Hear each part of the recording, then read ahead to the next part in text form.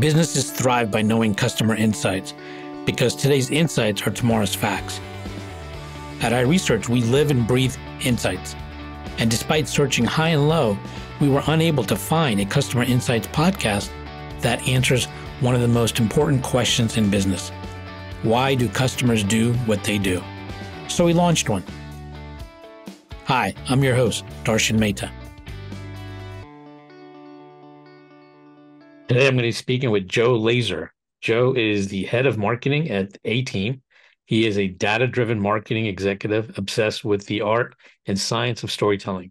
He is known as an award-winning content strategist and best-selling author of The Storytelling Edge.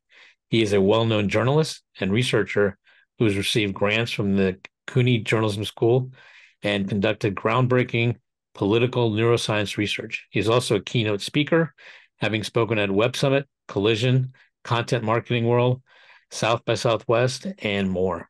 Welcome, Joe. Great to talk with you. Thanks for having me. So I like to start off by asking my guests, tell me your journey. Tell me where you started and some of the aha moments that have got you on the path that you're on now.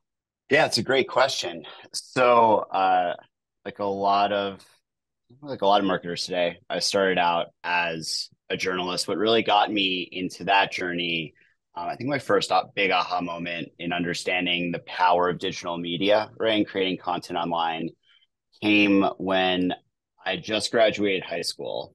So summer between graduating high school, starting at college, Sarah Lawrence College, and I'm a huge New York Giants fan. So I went up with one of my buddies to Albany, where the Giants used to have their training camp, to watch training camp with the Giants. And while I was there, I started, basically observing really closely and writing these very detailed training camp practice reports. A couple thousand words as I watched different position groups, charted how the offense went versus the defense, and 7-on-7s, 11-on-11s.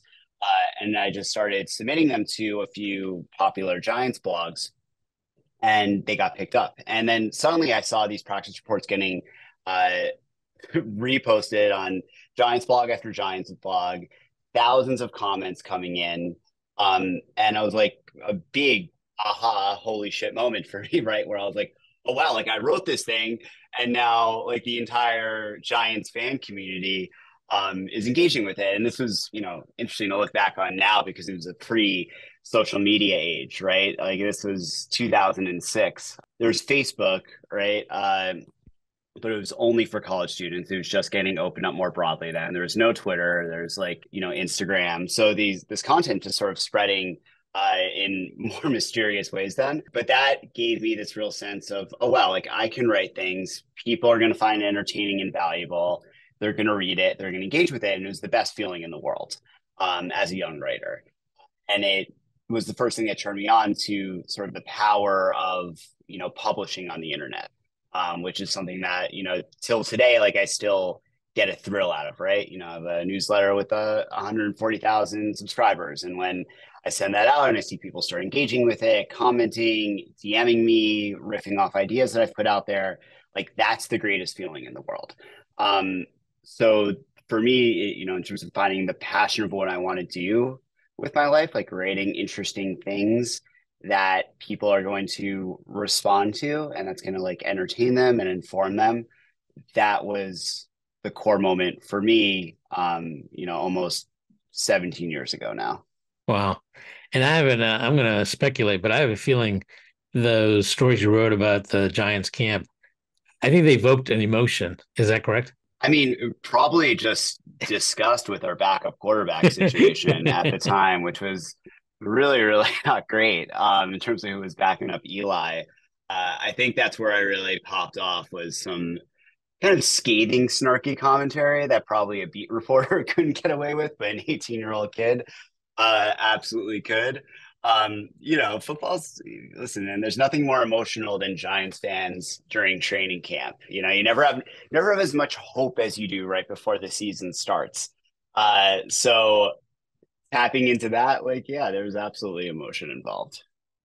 So tell me, I mean, how big of a role does emotion play now in storytelling for you? That's a it's an interesting question because what is storytelling without emotion? Like there's no such thing as storytelling without emotion. The key to a great story is the sense of tension and conflict. Just wrote about this.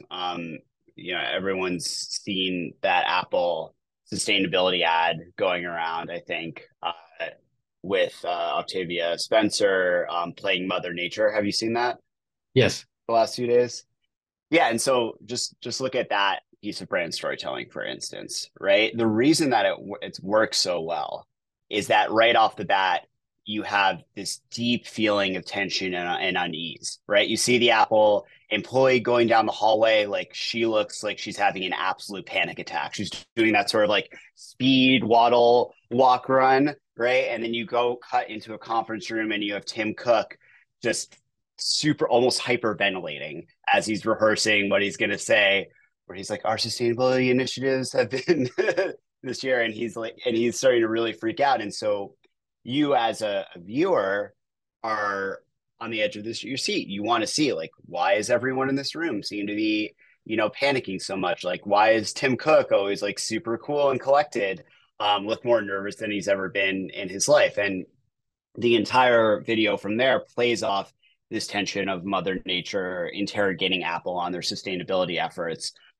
That's really capped by like this stare down about 4 minutes into the video.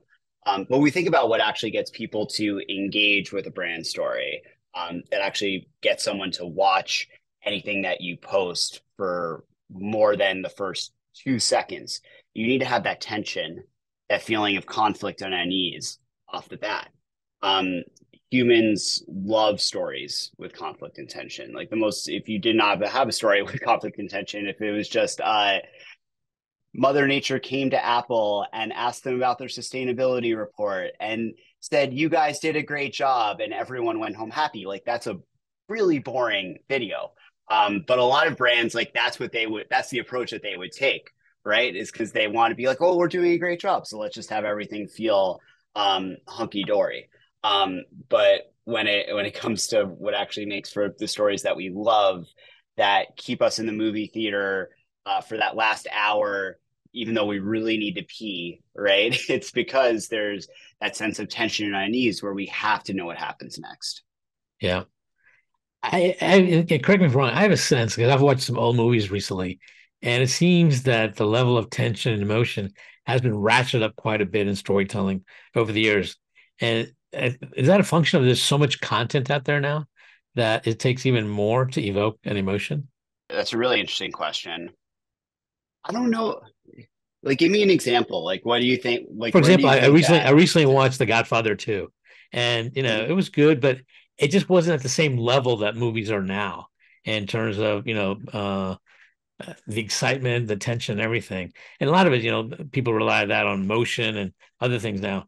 I mean, that was just more about, solid storytelling. But the level of emotion, for me, it seemed like it's much more ratcheted up these days in storytelling in the movies than it used to be. Not that it wasn't there. I think what you're saying has always been true about stories, but it seems like the level's been ratcheted up, and it made me think about it when talking to you. That is that changing now because there is a lot of content out there now, right? That we're consuming on a regular basis, not just written content, but a lot of video content from all different sources and all different creators. So I was curious what your take I, on it, because I'm sure you've seen it evolve. Even when you were the 18-year-old writing about the Giants, I'm sure you've evolved and changed as well in your storytelling. I think pacing has changed. I don't think that tension at its core has changed. Um, I think that viewers have in a lot of ways become accustomed to more quick cuts within storytelling to keep your mind almost like addictively engaged. I have an 8 month old son, and this is actually a huge issue in children's content, for instance, where like Coco Chameleon, and I think that's how you pronounce it. I haven't let my son watch it yet, but there's all this like algorithmically optimized content for kids, and they realize basically how to create more or less a drug for kids' brains is to have these stories where you're changing the scene basically every second and a half, in terms of like the camera angle. So just like cut, cut, cut. And this just is, it really plays on our short attention spans, and keeps us super engaged. You see this in like the TikTok style of video creation now, right? Where it's like those really fast series of cuts, just does some sort of trick on our brain, that keeps us more engaged. And as we get more exposed to that, uh, the theory is that we have less of a tolerance for a little bit of like slower pacing and storytelling and more artistic shots. Um, so I think that might be a factor. Yeah, I think you nailed it because when I think about the Godfather 2, there were longer scenes, right? And then if I look at if you have you seen the recently Oppenheimer? Yeah. And there's a lot of, like with cuts and there's creating tension and action through the editing and the pacing. So I think you're definitely onto something there. The pacing is definitely changed. Part is because technology, but I think it's very much related to, as you're saying, attention spans. Yeah. And it's our brains just get very used to certain formulas. And our tolerance for kind of like a little bit slower, more artistic pacing, visually, I imagine has eroded a bit. It should be really interesting to look at if there's any, sort of neuroscience research around this. One thing that we've definitely seen, I've gotten the chance to spend time with and collaborate with a good amount of neuroscientists that are focused on neuromarketing. So understanding how different forms of storytelling and marketing affect the brain.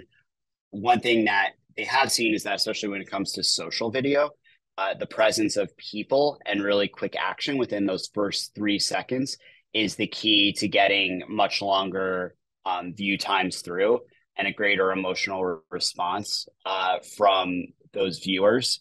But you compare this to, 50 years ago, like often I find myself when I'm watching like older pre-smartphone TV shows or movies, right? I'm almost jealous of those characters for how not addicted to their phones that they are.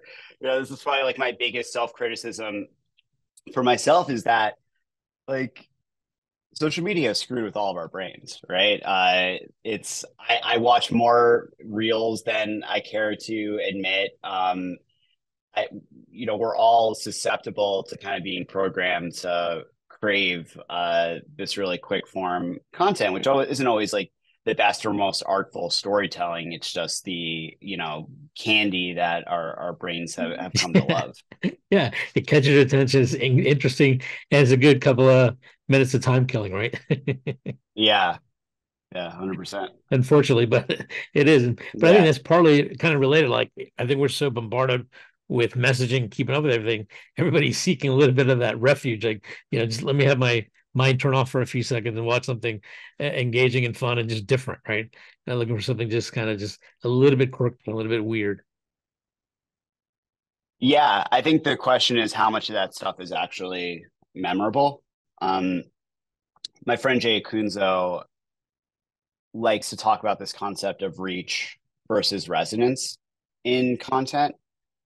So much often now we optimize for reach, right? We concoct insane SEO schemes of content and topic clustering, and we go out and so many marketers like outsource their content to now some combination of AI and freelancers who are more low skilled and charging like $10 an hour to create a lot of really generic SEO optimized content, in mass, in hopes of tricking Google's algorithm enough to surface, key clusters of content pieces around a topic.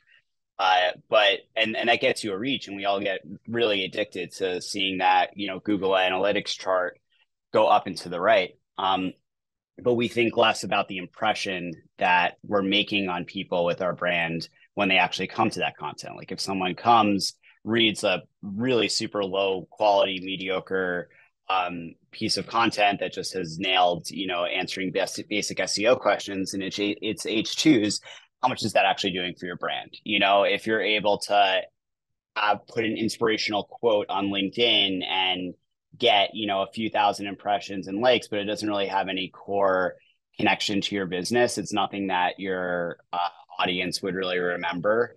afterwards, how much value does that really create for you versus thinking about deeply resonating with someone, of being making actually making them care, of making them think about something in a new way, and investing in channels where maybe your overall audience reach and size may be smaller, where you're able to make much more of an impact. And that could be things like podcasts, like you're doing here, right? If someone's actually subscribed and listening to your podcast, that 45 minutes of engagement is so much more valuable than one 3-second impression that you're getting across TikTok or LinkedIn. If we think about a channel like events, that I think is incredibly undervalued now as a customer engagement channel, but also even as a content and storytelling medium, right? You have someone come to an event that you're throwing, like this generative AI salon series that we've done, which has been hugely successful for us. And we see if people have really interesting talks, debates, discussions, networking, have a few espresso martinis with our team, that develops such a deeper relationship than any really quick viral content could ever generate. So just in this, we think about the content landscape today, I feel like everyone's very much chasing reach, but we don't think about resonance nearly enough. So let me ask you, when you talk to someone about storytelling, what kind of, again, this might not be fair, but see if you can try it. What percentage would you say should be reach versus resonance? If you had to say, because obviously you're saying resonance is much more important. It's going to have more of an impact. And that's true. I mean, ultimately, what good is storytelling unless people remember and retain components of the story? So if Yeah, you I had think you to should all. say, yeah, what percent would you I mean, say? Because you can't totally ignore reach either, right? You kind of need both. But I mean, if you had to say kind of a good balance, what would you say is needed in storytelling?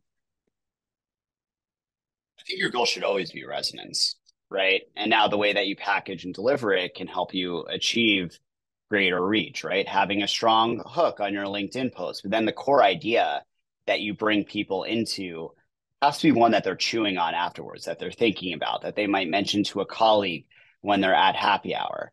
Um, if you're just aiming for reach without saying, I'm going to put a new idea or a new story or something of value into the world, you're not actually accomplishing much of anything with the stories that you're telling. Like, the goal of marketing shouldn't just be to game the system to get more vanity metrics, more impressions. It should be to deliver value to people and to help them in some core way. If you're B2B, help them do their job better, help them get that next promotion, but deliver it to a way that isn't going to feel like work, right? But that's actually going to feel like fun, entertaining, and intellectually stimulating. If you're B2C, help people enjoy the passions in their lives better than they have before, to feel like they are a part of something greater. Like this is what Apple does really, really well. We're willing to buy anything from Apple, an MP3 player, a watch, AR headset from Apple, because we very much believe in Apple's why. We believe in that feeling that Apple gives us that when we open up that new iPhone, that new laptop, that we are becoming more creative, that we are joining a tribe that is challenging the status quo, that is thinking differently. That core, like, deep resonance and emotional feelings, what Apple does really, really well. And you see when they choose the stories that they tell, like with the sustainability, Mother Nature video, right? They're always gearing back to that.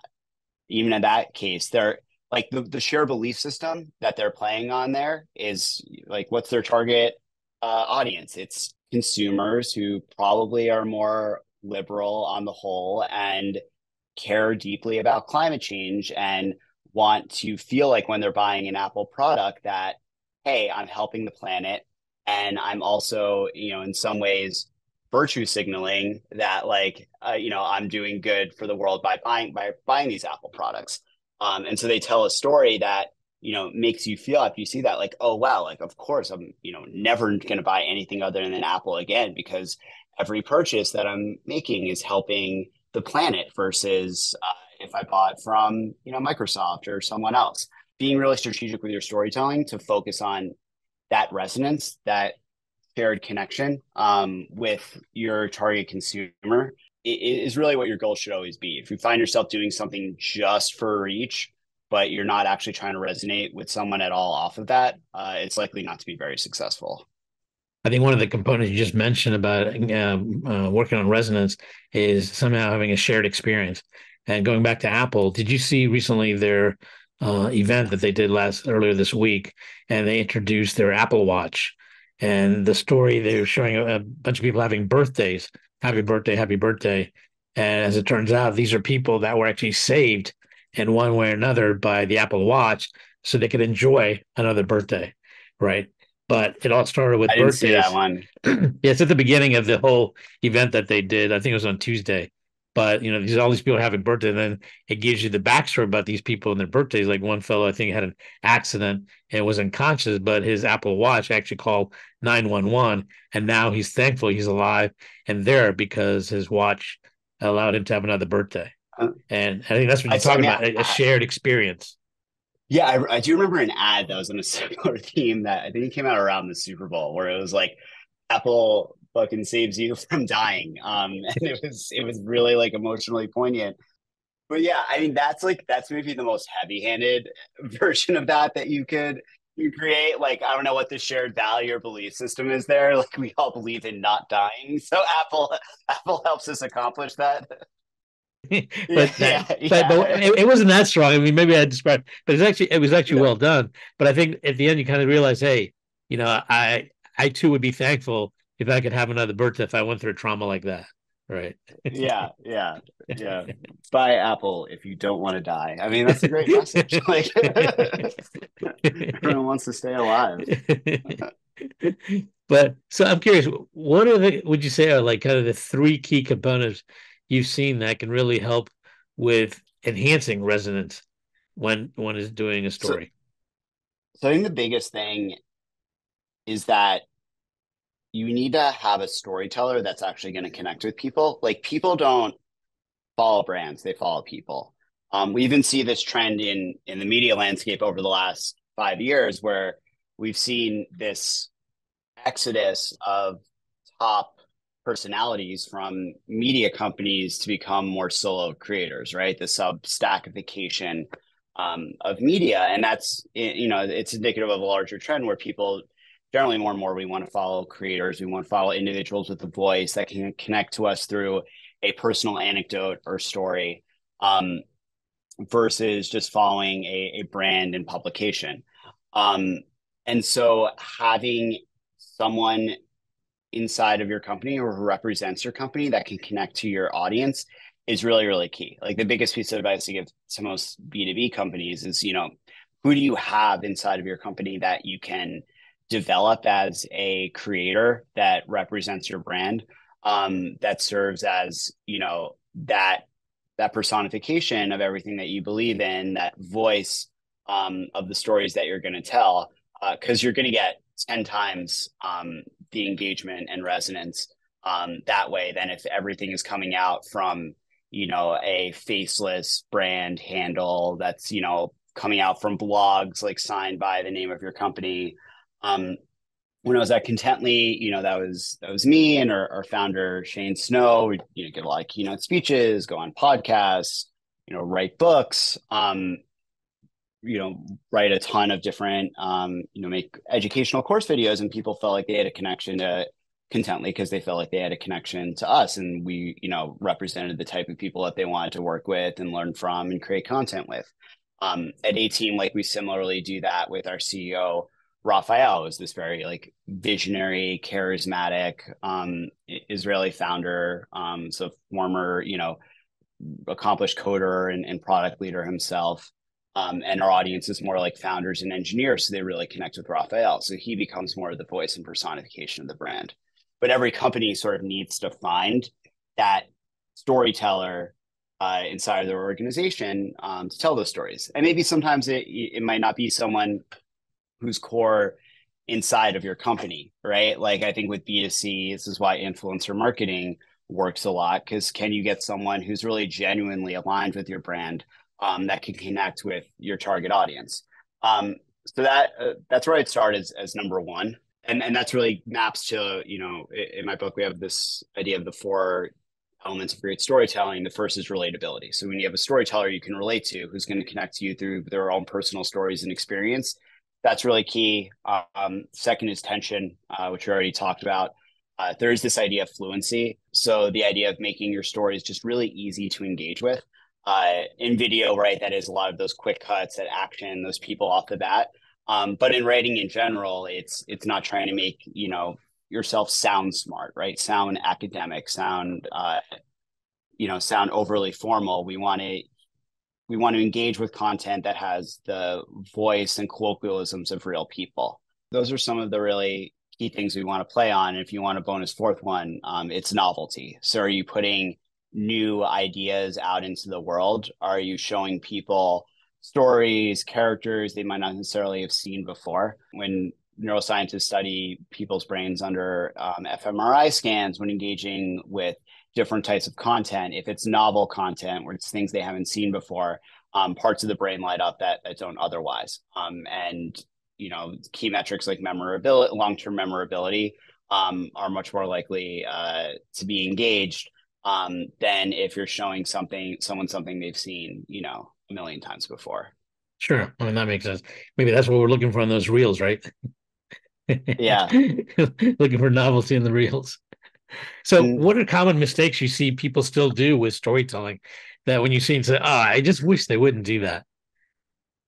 I think so much of brand storytelling is over engineered, or it's made lifeless by, you know, a million different internal reviews. um you know, the top thing is not really trying to tell stories to begin with in your content, right? To just rely on generic informative SEO articles, on kind of blah LinkedIn posts and updates, and just trying to be across every channel um, with a mass quantity of content, but not focusing on quality and resonance. The second is, you know, not allowing their brand voice to have like a real personality, to have that storyteller behind it.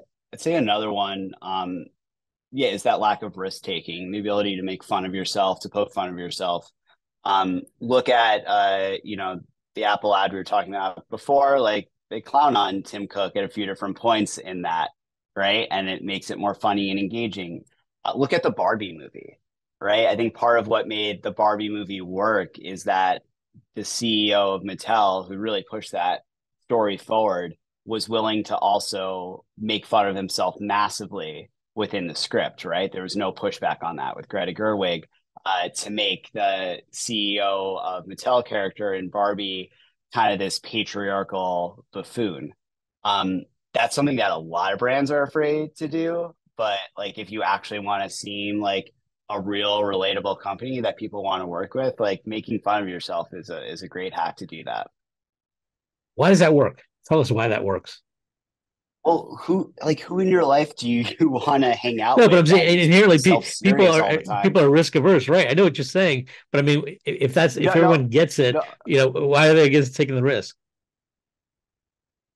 Well, like the reason that it works is because like no one likes self-serious people, right? And we don't really like self-serious brands. You know, do you want to hang out with someone who like is overly sensitive of their personal image and not willing to poke fun of themselves? Like we naturally gravitate to other human I beings agree that with are you. willing I to agree with be you, but it's self-deprecating. So yeah, same thing works for brands.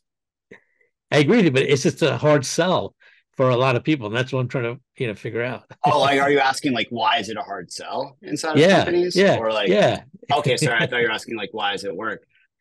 People are really protective of their image, and people are inherently risk averse. You know, like the motivation for a lot of marketing leaders is to not get fired, right? And so like making fun of one of your key executives is like gonna risk getting fired. Doing risky things in your content requires a lot of internal stakeholder management as well. You know, you have to get a lot of people on your side.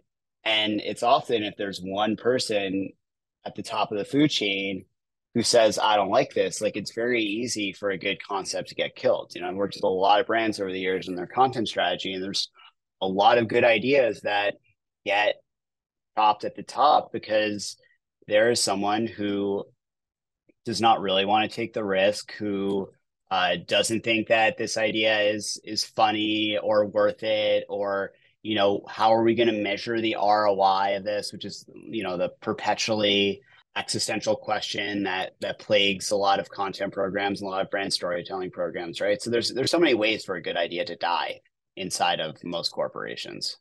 Yeah, and I think people should. I mean, ultimately, people want to see that you're just a real human being, right? You're okay. You can take a little bit of poking and then being poked at a little bit, and it's okay. It's authentic. It's fun, as long as it's done tasteful. So I agree. I think it does work, but a lot of people are hesitant to go down that path because they're scared it's going to hurt their image. Yeah, but I think there's a lot of opportunities that are left on the table as a result Yeah, of that. I agree with you. So, what role is AI playing with storytelling? Is it making it better, hurting it, not having an impact? That's the $1 million question, isn't it? We're in a really interesting place with AI and content, and I think we very much need to determine the future that we want. Um, the way I see that this is going to play out is I do think that AI will take a lot of content jobs, but the content jobs that it takes are the ones that are more commoditized right now. So you think of all the people churning out, 50 SEO articles on like what is an influencer marketing platform for 50 different influencer marketing technology companies. That's not really adding any additional value into the world. Like it's so much easier now to scale those kind of SEO schemes by leveraging AI and then having like one human editor to take out the hallucinations and fix it up. But when we think about true storytellers and creatives, people that are creating things that resonate deeply with people, I do think AI has the potential to give solopreneur creators much greater capabilities than they ever had before, right? A lot of the infrastructure that a brand or traditional publisher would give you can now be done so much more by AI. Like Grammarly Pro is a killer copy editor. Midjourney allows me to create images for my newsletter that are way better than I can do on my own because I'm a terrible designer. Um, CapCut like allows you to like take your podcast and edit it into really engaging short social clips, right? All of these things that we need infrastructure around us to do, like AI can suddenly do. So I think that's on one hand is really exciting for individual creators who are trying to build their own media brands. We also just have a ton of risks on that horizon. The role that AI is going to play in TV shows in Hollywood is really uncertain. We see this with the writer strike right now, where very valid way, like a big concern of the union is that AI is going to be used to basically, marginalize the work of creatives in Hollywood that will have, basically AI generated scripts going out there, and then writers will be hired for a rewrite instead of an original script because it's much cheaper for the studios, right? They're not going to pay long-term royalties. They'll pay a day fee, rewrite the script. And now, like, what Hollywood is saying is like, oh, like, don't worry about that because, the ruling just came down that AI generated work can't be copyrighted. Well, yeah, but what they'll probably end up doing is just having writers who are the human authors using AI to turn out a bunch of shitty scripts still, and then hiring other writers to rewrite it. And we saw how this played out, 15 years ago with streaming during their last writer strike, where like at the time streaming was just thought up of as like YouTube web series. So there are no royalties really negotiated for writers and actors through that. And now we've had 15 years of shows popping off on Netflix and other streaming services, and the creatives not getting their fair share. There's like stories of Suits writers right now, as that's become like the most streamed show of all time, seeing literally no money from that huge boom for Netflix. So, you know, the same way we knew so little about streaming 15 years ago and then turned out, oh, wow, this is going to be way different. Like with AI, like it's going to be 100x that, right? We have no idea what these systems are going to be capable of in 2 or 3 years. And we need to think about what are the protections that we want to put for, you know, creatives in our ecosystem. Yeah, AI can drive greater efficiency and labor efficiency, but often like we forget that like we're the labor, right? Like we the human beings in this entire ecosystem like are the labor being influenced. So like is just a maniacal pursuit of maximum efficiency like really what we want. There's also, you know, I was at a AI event last night. I was listening to Tim Wu, who's professor at Columbia, and played a major role in the Biden White House, on a lot of privacy legislation. And he was talking about, you see those videos in the 1950s where, you know, it's like, or like a time life story from back then where it's like the crisis of leisure, you know, with the rise of technology, like really in the future, we're only gonna have one person in each household working 20 hours a day. And what are we going to do with all this leisure time? And it's, you know, it's insane to see now where it's like any, you know, household in New York is two parents, like, you know, like in mine working 50 plus hours a week. And the point he made is that as humans, like we have this incredible capability just to make more work for ourselves, right? We got email, which is a huge productivity improvement over writing letters. But what happens? We just have more communication, just have more freaking emails that you need to respond to. My worry with AI is that it's just going to lead to an increasingly like amplified war of scale in terms of content creation, where it's like, oh, to stand out, like now I need to create like 100 shitty articles a week instead of 10 shitty articles a week. I need to create like 50 reels clips instead of 5 a week. But we're not actually going to like get anything done, right? We're just going to be in greater competition, including the ecosystem with shitty content. So that's all to say at the end of this like way too long rant right now is that my hope is that this all leads to a backlash towards quality and towards like human crafted content at the end of this. How we will see is that, you know, creatives who have real stories to tell, who have valuable expertise to give, are going to be able to do so much more on their own because of these AI tools that do help your productivity, that do help your creativity in a lot of ways. Like I love using ChatGPT, like when I'm stuck on a line, right, to give you that idea. And it's not quite like it's still not good at dialogue or humor or analogies, but it'll give you something like kind of bad that you can then make good. And often, like I find that whether I'm like screenwriting, whether I'm writing like thought leadership posts, it'll save me like 30 minutes or an hour. Like that's huge. You know, the way that Grammarly Go like saves me on copy editing, and I don't have to like pour over a piece 5 times myself. Like that's huge. So there's going to be, I think, you know, a lot of potential for storytellers and creators to do more through AI. But on a broader societal scale, we have to think about how do we really want these technologies to play into our larger ecosystem, and how do we keep ourselves from just getting into this out of control amplification or escalation of the content wars, where the web is just polluted with like so much more crap than it is today. And it's already polluted with a lot of crap. Well, the interesting thing with AI is also it's only as good as the query that comes from a human, actually, right? I mean, AI doesn't really do it on its own completely. It really requires a good query. And I think that's one of the skill sets that's probably going to be required more and more is people who are good at doing the right query to get the best out of AI. It's also taste. Like, do you know whether this is good or not? Do you know Right. that an Well, that's idea always is been good an or not issue. that AI is giving you? Yeah, but that's always been Yeah, an but issue, like, right? but yeah, like AI has commodified idea generation so much more, right? Like it's like pretty good at generating ideas. There's this recent study, I think from the University of Michigan, that like compared ideas generated by AI to ideas generated by like college students. And the quality of the ideas rated by AI were then rated by like another group as higher quality than the ones created by humans.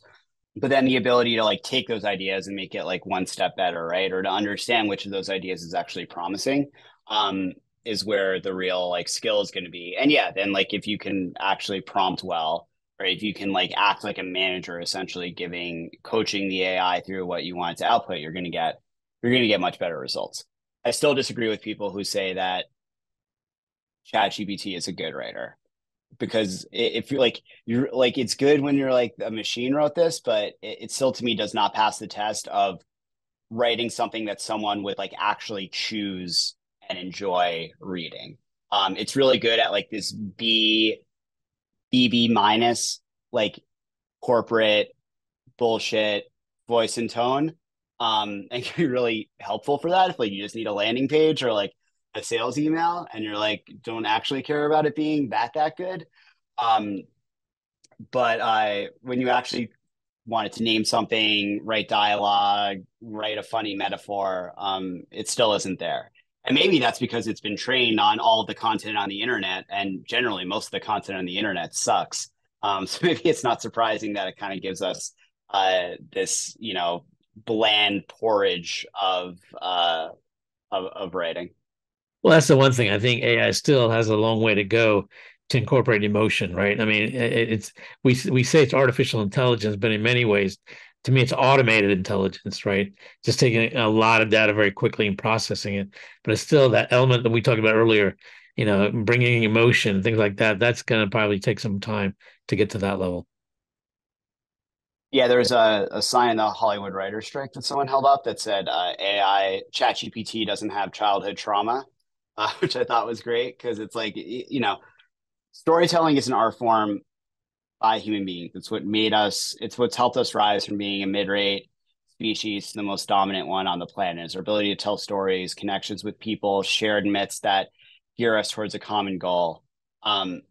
I think at the core, like people inherently want stories from other humans. And so I'm also like, I'm more skeptical on the idea that everyone's just going to want like personalized content created by AI. I think some of that posturing from the tech community misunderstands actually like how humans use stories as a tool for connection.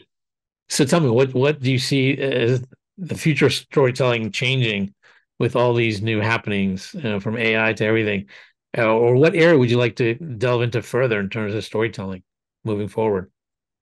We covered a lot. I don't think storytelling really changes that much. The core elements of storytelling are always the same. Like we have a universal grammar of stories that have been there for thousands of years, if not millions of years, um, within humanity. So the idea that stories themselves are really going to change is unlikely. The mode through which we tell stories, new channels, are always emerging.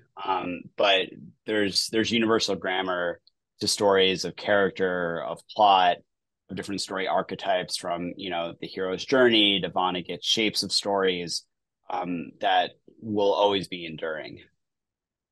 Mhm. I agree. I think that's true.